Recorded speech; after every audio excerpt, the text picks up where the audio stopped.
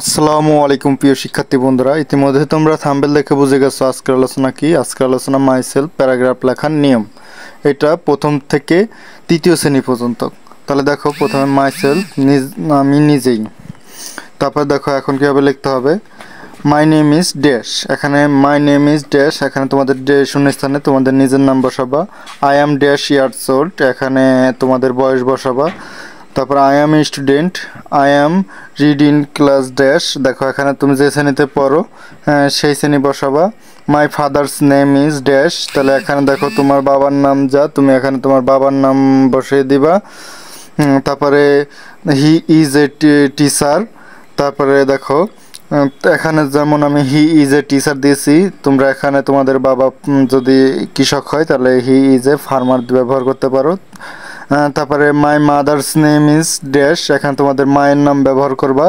তারপর দেখো she is a house wife, এই অংশটুক লিখে দিলেই তোমাদের পূর্ণাঙ্গ একটা প্যারাগ্রাফ হয়ে যাবে। এটা শুধু ব্যবহার করতে পারবা প্রথম থেকে তৃতীয় শ্রেণীর শিক্ষার্থীদের জন্য। চলো এরপরে আমরা অনুবাদ দেখব। এখন দেখো বাংলায় অনুবাদ আমি করে দিচ্ছি। আমার নাম ড্যাশ, তাহলে এখানে তোমরা যে নামটা ব্যবহার করবা তোমাদের নাম হবে।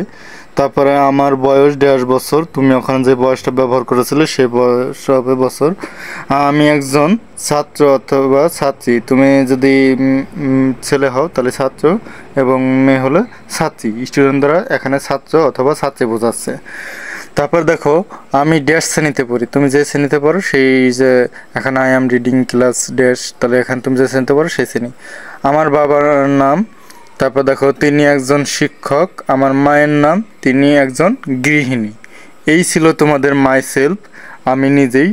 আমি আবারও একটু বলে দিচ্ছি, মাই নেম ইজ ড্যাশ, এখানে তোমাদের নিজের নাম বলবা, লিখবা। তারপর দেখো I am dash years old, এখানে তোমার বয়স লিখবা। I am a student, I read in class dash, তুমি তোমাদের ক্লাসের নাম লিখবা। তারপর দেখো মাই ফাদার্স নেম ইজ, তারপর তোমাদের এখানে তোমার বাবার নাম লিখবা।